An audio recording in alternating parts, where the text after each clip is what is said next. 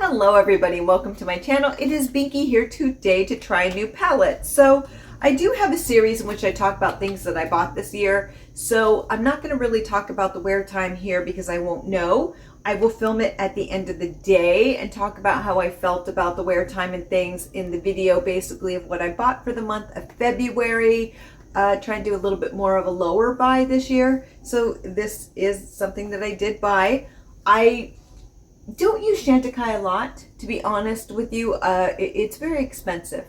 I do buy high-end, I do buy high-end makeup. I have no problem with high-end makeup, but it's usually Pat McGrath, the Dior here and there. That's been like a new obsession of mine this year.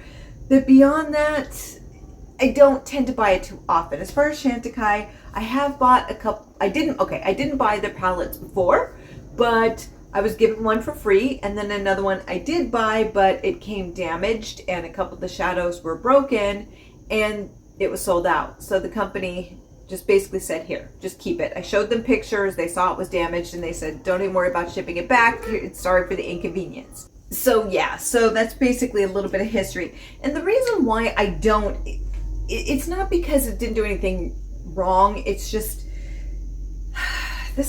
I think this is $75. Now I got it for $60 because I did have a discount, but that's expensive for a palette this big, because if you get two discounted palettes that are larger, you can get them for the same price.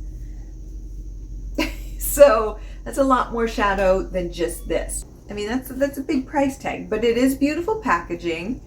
And then you get a little bit of booklet about giraffes, and then this. So this is very much a luxury brand.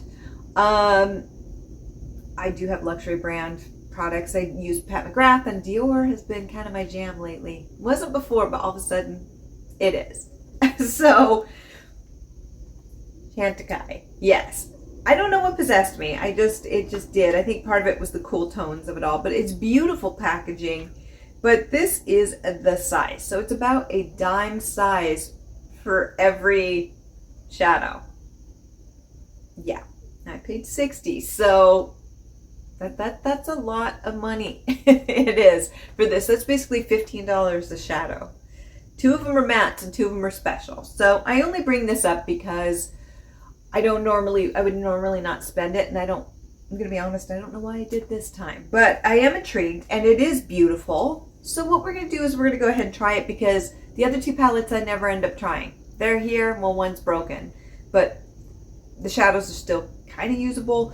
But this will be my first time actually using it. Yes. So I have just 2 lying around.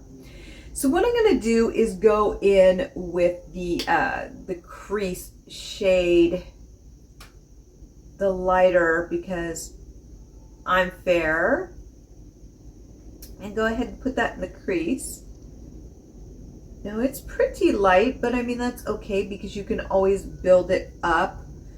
I mean, they're pretty powdery, which is good. I actually don't mind a powdery formula. I feel like it helps me to build it, because the problem is that I have really fair skin, as you can see, so I need something that is going to build up. And this actually builds up quite nicely. Some shadows aren't that powdery, so you don't have to do that, but this formula, it looks like is. So there you go.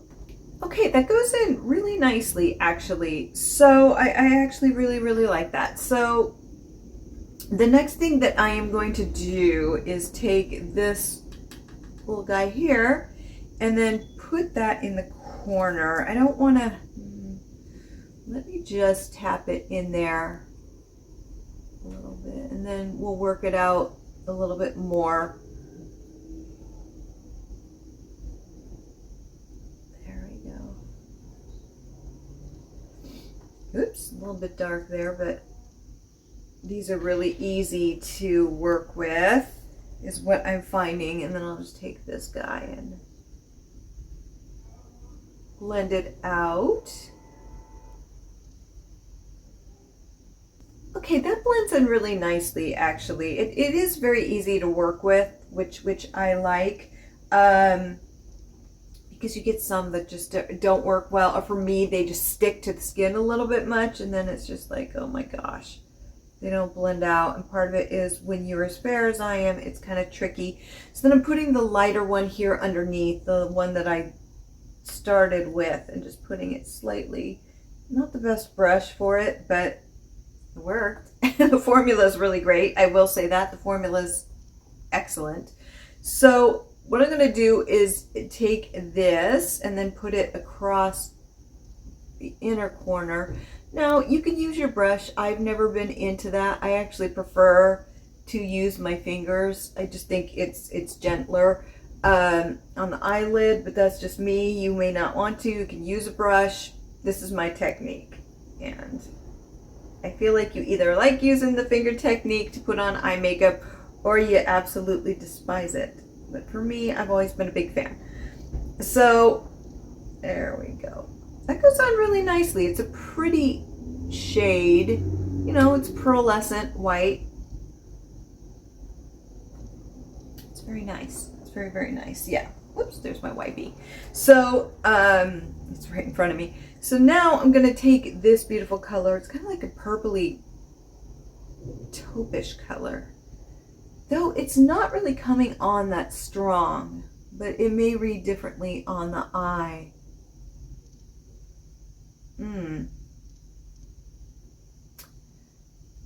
So it's not as dark as it appears here, actually. That's interesting. It's very, very light.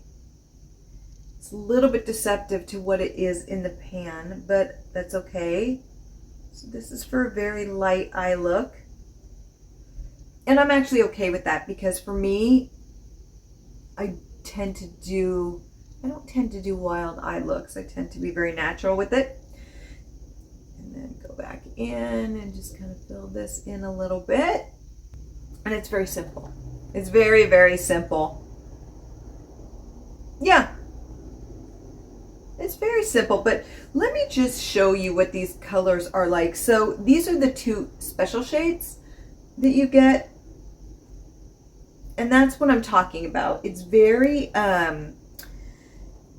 light. So this isn't going to show up on, the white will show up on everybody's skin tone. It's just, it may not be as flattering to certain skin tones. For somebody who I would say like medium and under, I mean, you could definitely use it if you have, you know, deeper skin tones, or medium to upper, you know, deeper skin tones. But the problem may be is that if you would have to definitely use these mattes to offset it, because this one isn't really doing a lot. It'll definitely show up, but even for me, it's not showing a huge difference. And maybe it's because my skin is so fair that it's just too close to it. I'm not saying my skin is as light as that pearlescent one, but you know,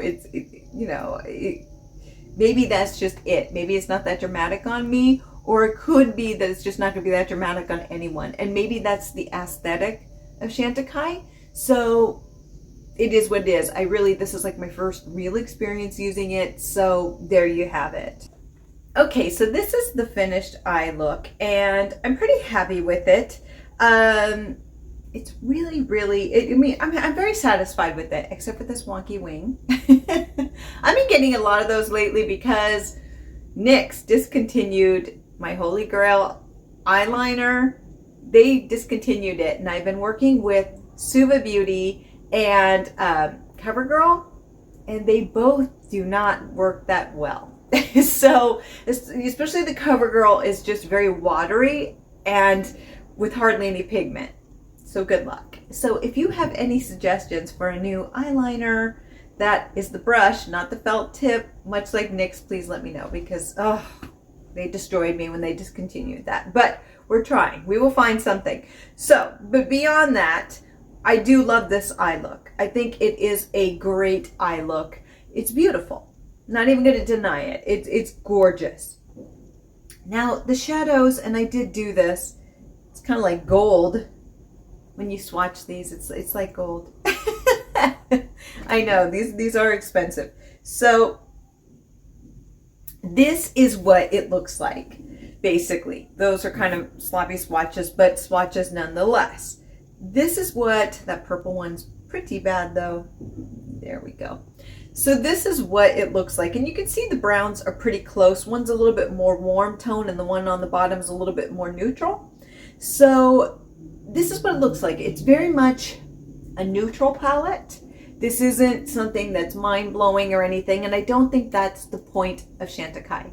I think a lot of the time it's very wearable makeup. I think this is really the first time I've actually used the shadows. I think when using this and looking at it, this is for somebody who wants luxury. This is somebody who's willing to drop the price tag for beautiful packaging and display it, and it's beautiful. I feel like this is also for somebody who wears very minimal makeup, and also maybe somebody who, if you have dry eyes, like I know especially during the winter, or some people just have naturally dry eyes, or maybe you are at an older age where the eyelids may not be as smooth, I feel that this would be very good. And the reason is because these are just gorgeous. They go on beautifully and they're very buildable. That's what I find about this is, yes, there is the pigment if you want it, but if you also have fair skin like me, you can build it up slowly to create the look that you want. So you can go with something very light and muted or build it up. Now, it's not going to be dramatic, smoky eye look. You know, that's not the point of this, but a more wearable type thing for somebody who doesn't like to wear really makeup as a statement, like a huge statement. And what I mean by that is, I mean, in itself, makeup is kind of a statement, but like bright red eyeshadow with black and like winged out to here with huge lashes. That's what I mean by statement. And there's nothing wrong with that, but that's more of, or bright greens, you know, something that some people may not deem as work safe. It depends on where you work. But I think that this works very well for the aesthetic that they're going for. That being said, even at $60 that I paid, that is $15 a shade. There's a slight hesitation with that for me, only for me, in that these are matte shades. They are excellent. They work very well. They're so easy to work with, so blendable, so buildable. They're excellent. Excellent. But that being said, I could probably find some at a cheaper price point, and they are indeed mattes. I get that they want one look in one palette, but for me, if I'm going to spend that kind of price, I would rather have 4 special shadows and bring in my own. Even if the formula is really good, I'd like to bring in my own. These alone, basically the special shades, are pretty dupeable. It's not like they have a duochrome or anything that is truly, truly unique to them. So for me, though they are beautiful, I feel like they're pretty dupeable because they are indeed a neutral. So it's a steep price tag for something that's extremely dupeable, but the packaging is unique and gorgeous. So you have to weigh it out. You know, if you're into luxury brands and you love this brand, you are going to love this most likely. And it is a very user-friendly color story and formula. But if you're new to makeup, this probably isn't going to be where you want to start.